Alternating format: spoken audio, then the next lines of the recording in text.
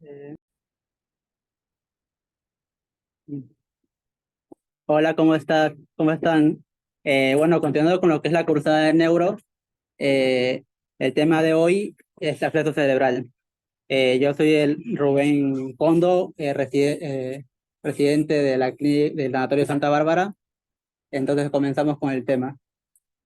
El acceso cerebral, bueno, este se define como acceso cerebral, una infección focal dentro del parénquima cerebral.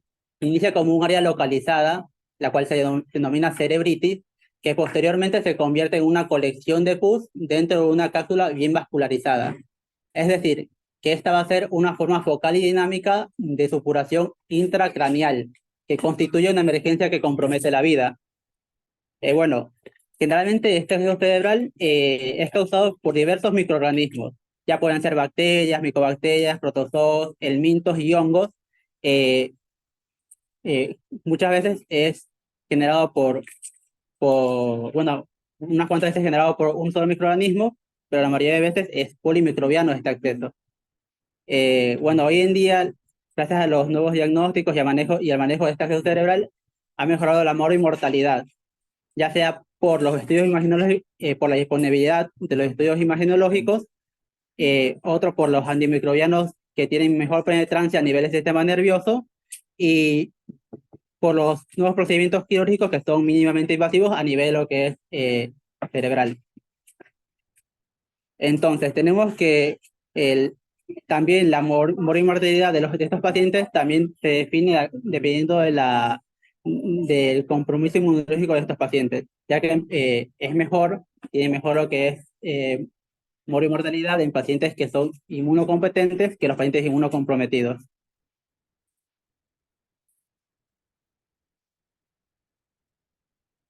Bueno, en la epidemiología tenemos que generalmente es más común encontrar esta enfermedad en hombres que en mujeres. Generalmente en su tercera, cuarta década de vida, pero se pueden encontrar estas patologías desde recién nacidos hasta el adulto mayor.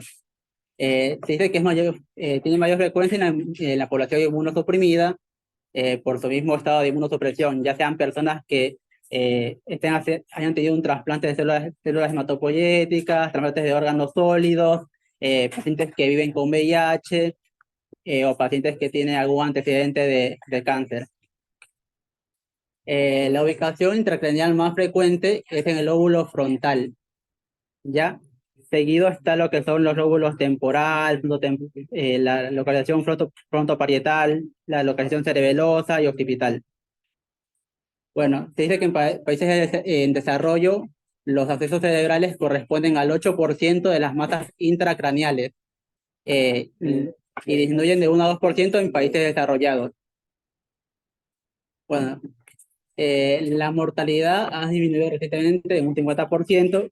Obviamente, esto con respecto a lo que les comenté anteriormente, debido a los mejores antibióticos que hay, que tienen mayor penetrancia a nivel cerebral, a a los estudios imaginológicos que son tienen mayor disponibilidad hoy en día y a los procedimientos quirúrgicos mínimamente invasivos. Eh, bueno, aparte tenemos que generalmente estos, bueno, más adelante les comento las complicaciones. Bueno, en la fisiopatología tenemos que esta patología, dentro de todos sus orígenes que pueden generar lo que es el acceso cerebral, tenemos la causada por diseminación directa, que corresponde al 50%, la siembra hematógena, que corresponde al 15-30%, otra que es por trauma, neurocirugía, que es el 8 al 10%, o criptogénica, que es el 77%. Esta criptogénica se define a accesos cerebrales los cuales no tienen un origen aparente, es decir, que es idiopático de origen indeterminado.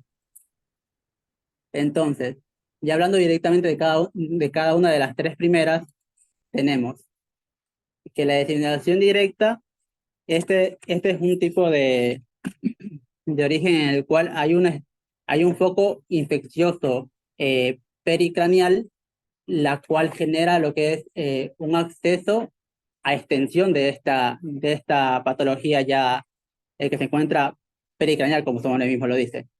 Como ven en la imagen, por ejemplo, tenemos aquí una mastoiditis. Una mastoiditis que se complica puede generar lo que es un absceso por extensión, es decir, una enfermedad cerebral puede generar un absceso a ese nivel. Entonces tenemos infecciones dentales, sinusitis, tanto hemorroidal frontal, otitis media, tanto subaguda o crónica. ¿Ya? En cambio, el otro tipo de etiología tenemos la siembra hematógena. ¿Qué quiere decir siembra hematógena? Que tenemos una infección que está lejos del cerebro y que por medio de una bacteremia, de una translocación, una sepsis, puede llegar a lo que es el sistema nervioso y genera lo que es el acceso, ya sea por infección, principalmente la más común es por infecciones pulmonares, ya sea abscesos o empiemas, de ahí le siguen las enfermedades de la piel, intraabdominales, pélvicas, endocarditis, eh, y en recién nacidos, enfermedad cardíaca congénita cianótica es la enfermedad que se asocia a esta siembra hematógena. Y bueno, la diferencia entre la siembra hematógena y la diseminación directa es que en la diseminación directa generalmente solo se genera un absceso cerebral nada más. Lo más común es que se genere solo uno, a diferencia de la siembra hematógena, porque al traslocarse por medio de vía sanguínea, es más común que en la siembra hematógena se generen múltiples accesos cerebrales en múltiples localizaciones. Y tercero tenemos el trauma o neurocirugía. Obviamente, por cuerpos extraños, a veces logran introducirse objetos cortopunzantes a nivel cerebral, balas o cualquier tipo de instrumento o cuerpo extraño, puede generar obviamente lo que es el acceso cerebral, o por procedimientos neuroquirúrgicos, como la inserción de electrodos, para inyección de electrodos o colocación de obleas de Adel.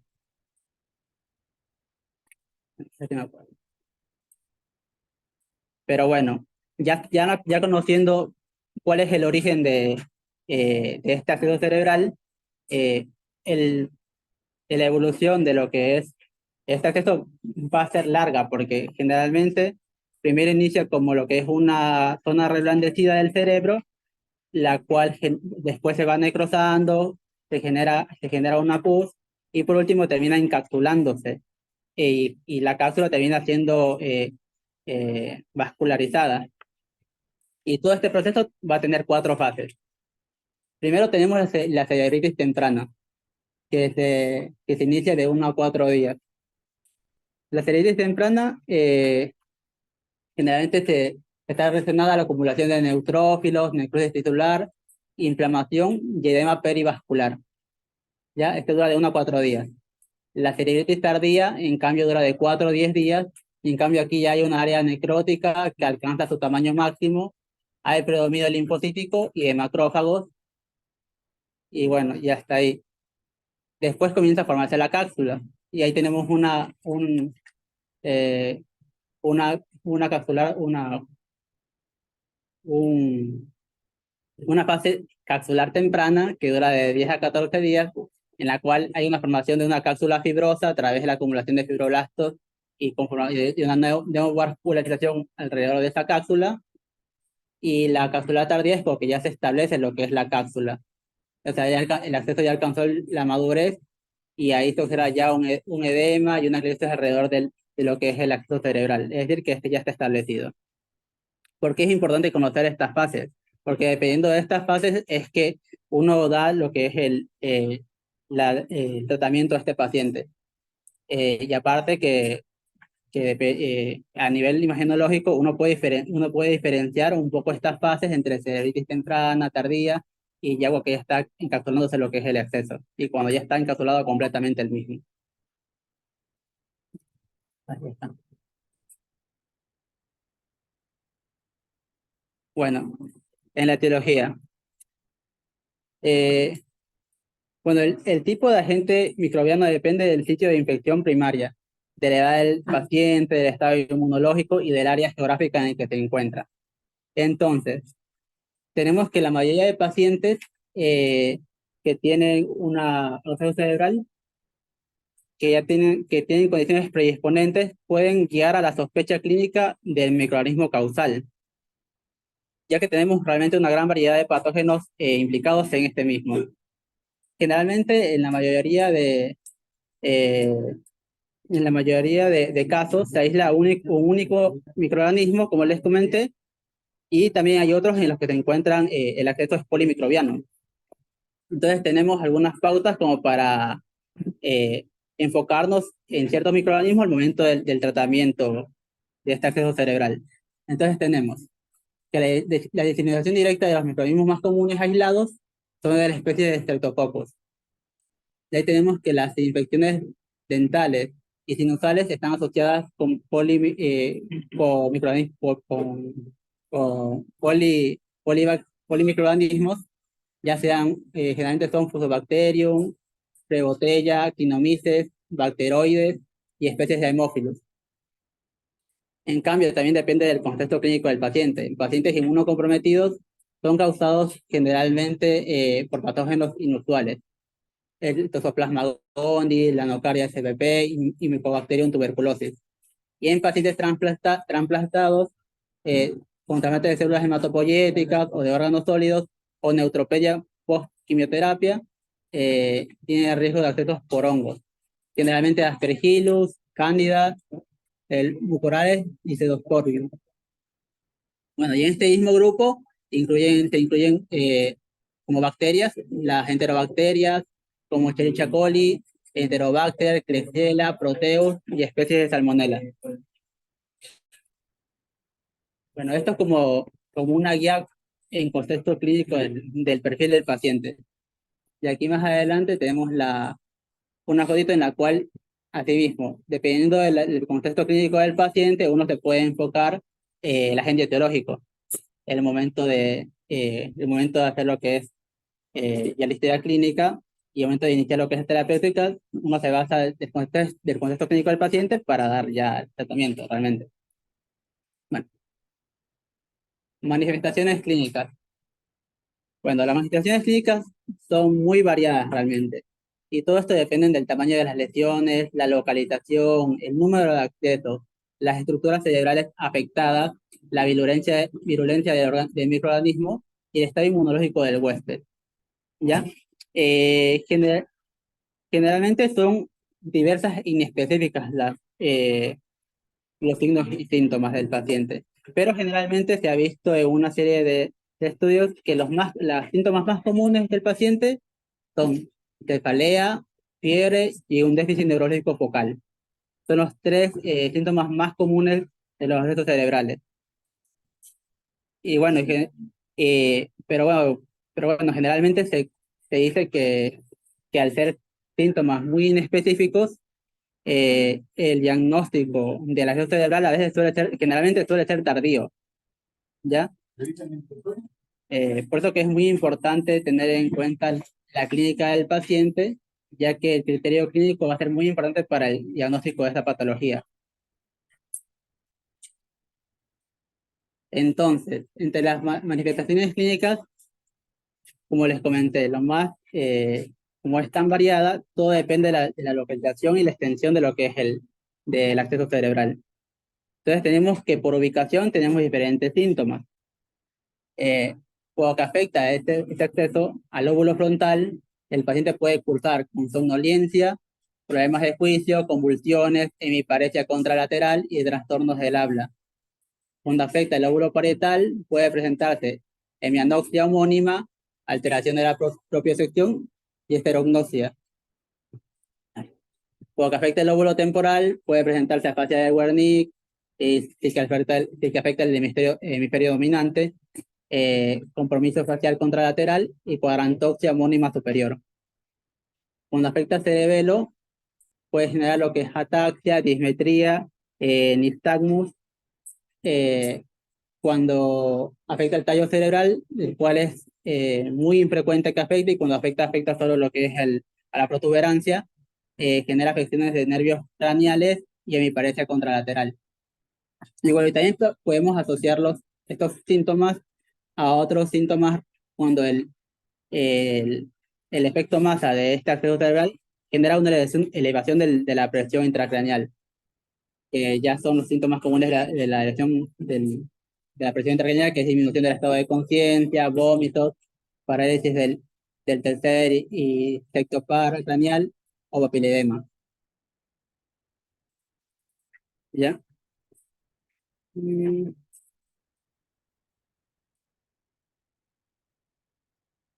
ya, el diagnóstico. El diagnóstico clínico carece generalmente de sensibilidad y especificidad, pero la sospecha clínica de que el paciente posiblemente esté cursando con un acceso cerebral es muy importante para el diagnóstico, porque esa sospecha clínica nos hace pensar en enviar primerito lo que es un estudio imaginológico. Bueno, y lo principal que enviamos primero, como primera instancia, generalmente es una TAC. Y esa TAC, lo más recomendado es que se le haga una contrastada. Bueno, aunque la TAC no es el gol estándar en el estudio cerebral, por así decirlo, porque, bueno, hay diferencias entre la TAC y la resonancia magnética. Bueno, la TAC es la primera que uno realiza y generalmente se recomienda que se la haga cerebral contrastada. ¿Y qué encontramos aquí en esta TAC? Obviamente, como les comenté, los hallazgos se relacionan al estadio clínico de la lesión. Cuando hay un estadio de cerebritis temprana, se observa un área irregular, hipodenso, que puede o no contrastarse, ¿ya?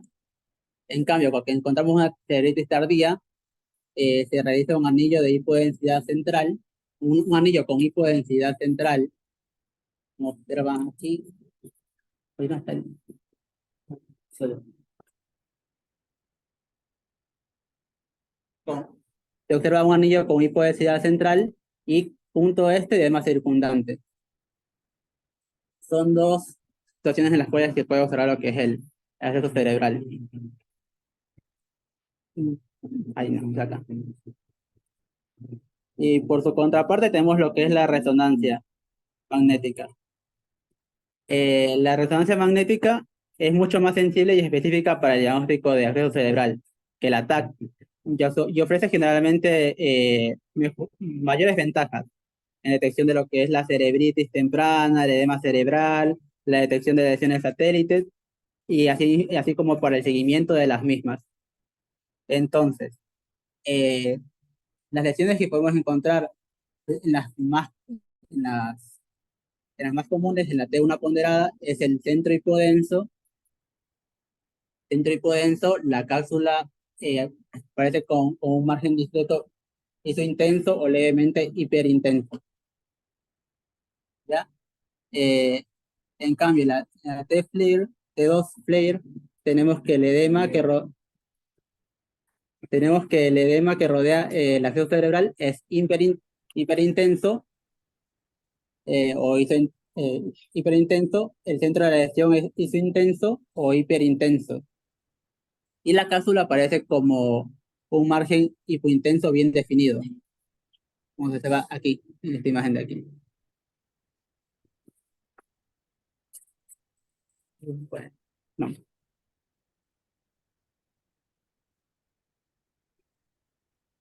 Bueno, y parte del diagnóstico, eh, como le comenté al comienzo, el diagnóstico clínico carece de sensibilidad y especificidad, la sospecha clínica es fundamental. Bueno, y seguido a lo que es la sospecha clínica, el hacer estudios de imágenes, nosotros podemos pensar en hacer hemocultivos, eh, pero bueno, estos hemocultivos generalmente suelen ser positivos en el 30-35% de los casos, y se relacionan más a los casos a los casos que son de origen de simple hematógena. Es decir, que hay una migración de un punto lejano del cerebro a, a este, que genera el acceso cerebral. ¿Ya? Generalmente, como les comenté, los hemocultivos, eh, hay hay una cantidad de hemocultivos que se aíslan una sola bacteria y otros que se aíslan más de una bacteria. Porque como saben, los cerebrales generalmente en la mayoría de casos son polimicrobianos. Otros, la serología de VIH y sífilis. Es muy importante identificar a estos pacientes, hacer la serología, ya que en personas inmunocompetentes no es muy común que tengan lo que es, genera un absceso cerebral. Es más común en personas con inmunocomprometidas, por lo cual se solicita también dentro del perfil un VIH y sífilis. También se puede mejorar una radiografía de tórax, y bueno, y la punción lumbar, en cambio, es, generalmente no se recomienda y muchas veces está contraindicada. Y más cuando hay síntomas de lo que es presión, de elevación de la presión intracraneal, ya que el hacer esta punción lumbar puede generar lo que es complicaciones como lo que es como una úlcera bucal, que es la más común. Y bueno, la punción lumbar se recomienda solo en algunos casos cuando el acceso es periventricular y este acceso termina drenándose dentro del ventrículo. O que se drena dentro del ventrículo, ahí se puede estar recomendando hacer lo que es la punción lumbar para el estudio microbiológico del mismo, pero bueno, son casos no muy comunes, o sea, no es tan frecuente realmente. El tratamiento. El tratamiento antibiótico es la piedra angular en todas las fases del acceso cerebral, y el manejo quirúrgico solo se indica en fases capsulares para lograr la terapia más efectiva. Eh, la elección del tratamiento antibiótico para el manejo del acceso cerebral debe basarse en las causas más probables de la enfermedad. Ahí viene lo que les comenté anteriormente en la etiología: los factores de riesgo, las condiciones predisponentes, el patrón de susceptibilidad antimicrobiana y la penetración en el tejido cerebral. Bueno, generalmente en el manejo antibiótico empírico eh, se debe que cubrir microorganismos gran positivos, gran negativos y anaerobios, ¿ya? En pacientes inmunocomprometidos, la cobertura empírica debe incluir siempre agentes antifúngicos, aparte de los que cubren estos gran negativos, gran positivos y anaerobios. Eh, bueno, el tratamiento estándar de lo que es el acceso cerebral se utiliza generalmente ceftazidima o cefepima más el metronidazol. Ya alternativo tenemos el meropenem, y a cualquiera de estos dos esquemas se le puede agregar vancomicina si que tienen una sospecha de Staphylococcus aureus, ¿ya? De ahí tenemos pacientes trasplantados a los cuales, asimismo, el esquema es ceftazidima o cefepima con metronidazol, con voriconazol, ya que es un paciente inmunocomprometido, y trimmetoprim, sulfamethoxazol o sulfadacina. Y pacientes con infección por VIH, así mismo, tenemos ceftazidima, cefepima, con metronidazol, pirimetamina y sulfadiacina, y también se puede considerar agregar lo que es un manejo para tuberculosis, es decir, pensando en Mycobacterium tuberculosis. Y bueno, y también dependiendo de la enfermedad predisponente, se puede manejar otro esquema antibiótico. Eso entra en el perfil clínico del paciente, de cómo ingresó, de cuál fue el origen de la acceso cerebral. Y lo óptimo es que una vez que llegan lo que son los resultados de hemocultivos, eh, se rote la medicación a, la, a los antimicrobianos sensibles que salieron en lo que es el cultivo. Bueno, la duración del tratamiento. Generalmente no hay un consenso en lo que es la duración del tratamiento. Eh, Esto no se, bueno, todo lo que hay en la literatura dicen que no se basan en altos niveles de evidencia, y, y está condicionada principalmente por el estado de la lesión, el tamaño, el germen causal y la respuesta clínica del mismo. Por lo general, el curso habitual de la terapia con antibióticos es de 6 a 8 semanas. Generalmente, sin embargo, en pacientes que se descubre lo que es el acceso cerebral en fases más tempranas, como en el estadio de cerebritis temprana, pueden tratarse de un curso más corto, de 4 o 6 semanas. Pero también está el otro extremo, que en casos de pacientes en los cuales tienen otros agentes infecciosos, como lo que es la nocardiosis cerebral o la actinomicosis, pueden requerir un manejo mucho más prolongado de terapia que puede durar hasta 12 meses. Tenemos que, una vez instaurado el tratamiento medicamentos, el tratamiento antibiótico, eh, finalmente la neuroimagen craneal debe que repetirse inmediatamente si hay un deterioro neurológico.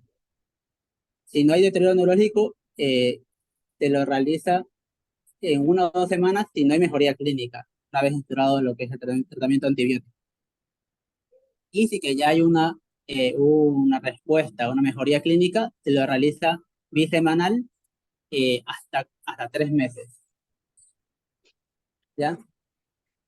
En pacientes tratados solo con terapia médica, generalmente mejoran clínicamente antes de que se observen cambios en la neuroimagen. Es decir, generalmente, eso es lo que comentaba al inicio, que la terapia el tratamiento antibiótico es la piedra angular de todas las fases de la salud cerebral. Generalmente, desde que el origen logra ser identificado y tratado, los pacientes mejoran generalmente.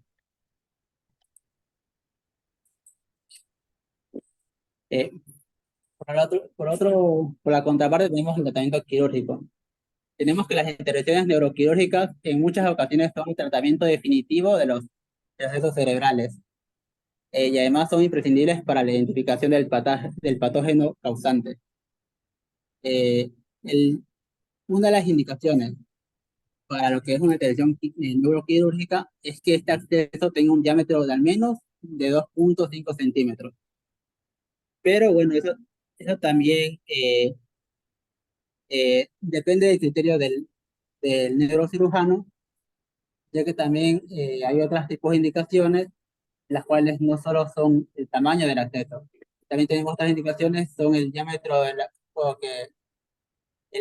acceso puede generar lo que es una hernia cerebral, o que la localización del acceso es periventricular. Es lo que le comentaba antes, está cerca del ventrículo y debido al riesgo que hay de que este acceso se drene al ventrículo, lo cual es una emergencia para la vida del paciente, son estos accesos los que se deciden intervenir. Bueno, entre los tratamientos quirúrgicos tenemos la aspiración guiada por TAC. Como ven en la imagen, la aspiración guiada por TAC es eh, se asocia, bueno, es una práctica simple. Se asocia a menor morimortalidad, eh, secundaria al trauma quirúrgico, puede realizarse bajo anestesia local, permite obtener muestras para lo que es la identificación del agente causal y alivia lo que es los síntomas de hipertensión intracraneal. Pero desafortunadamente, hasta un 70% de casos se necesita una reaspiración, por lo que se recomienda la obtención de imágenes semanales después de drenaje, porque generalmente se vuelve a deformar lo que es la colección del acceso.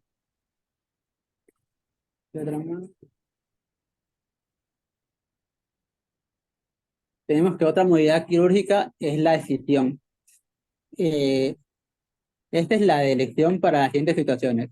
Cuando tenemos un acceso cerebral traumático, o sea, de causa traumática, para eliminar astillas de hueso y material, en accesos cerebrales fúngicos encapsulados y accesos multiloculados, o en pacientes con poca o nula respuesta a tratamiento antibiótico, o en accesos cerebrales por hongos, o por micobacterias, o actinomyces, o nocardia.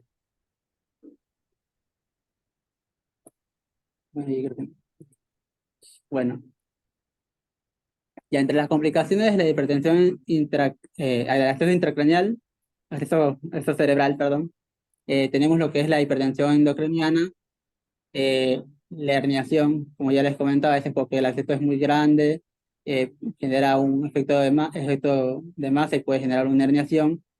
La ruptura del acceso cerebral, esto más se da como que está localizado periventricular el acceso. Y bueno, y entre las secuelas tenemos lo que es la epilepsia, la disartría, las parecias, alteraciones de memoria y fístulas del líquido cefalorraquídeo.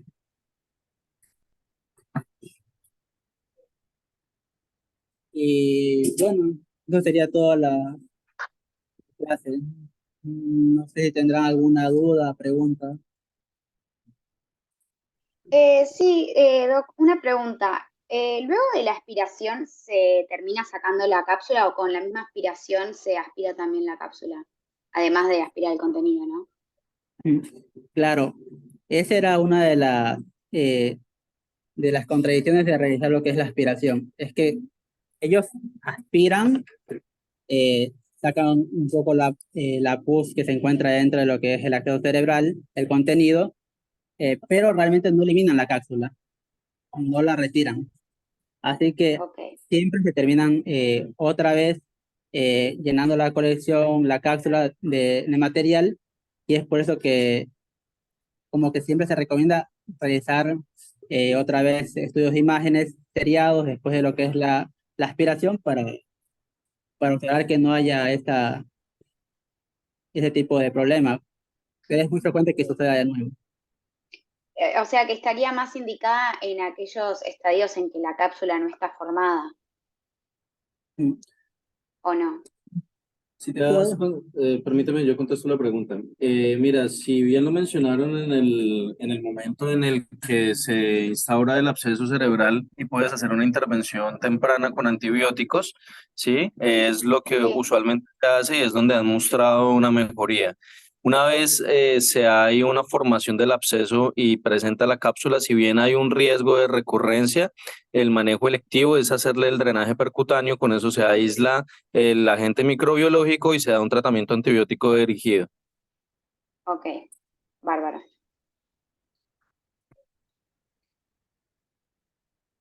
¿Alguna otra pregunta? Sí, te tenía una pregunta. Em, bueno, si nosotros damos antibióticos y si acompaña el sistema inmune, ¿puede haber alguna reacción, por ejemplo, inflamatoria cuando está desapareciendo el absceso? ¿O no, no pasa nada? ¿Puedes plantear nuevamente la pregunta? Sí, viste, o sea, el absceso está lleno de pus y de microorganismos. Entonces yo estoy haciendo el tratamiento para que eso muera. Pero eso puede generar, por ejemplo, liberación de, no sé, citoquinas proinflamatorias y está justo en el sistema nervioso central.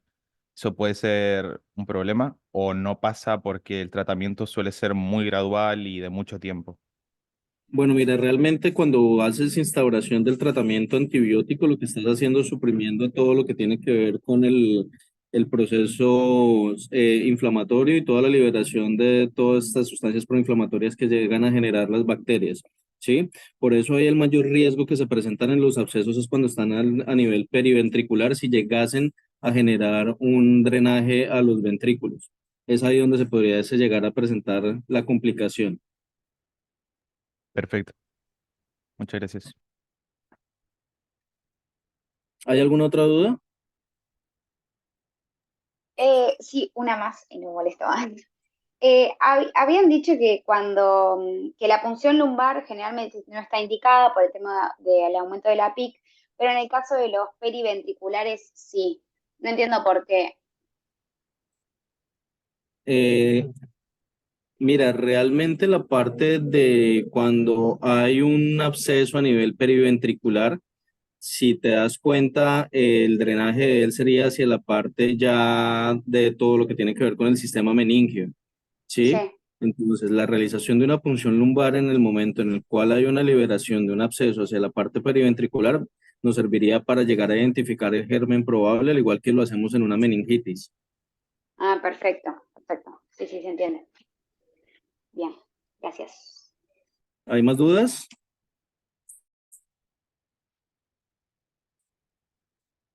¿No hay más dudas?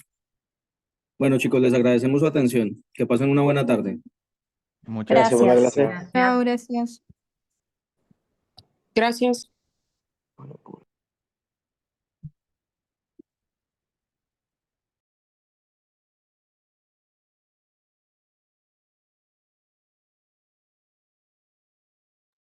Gracias.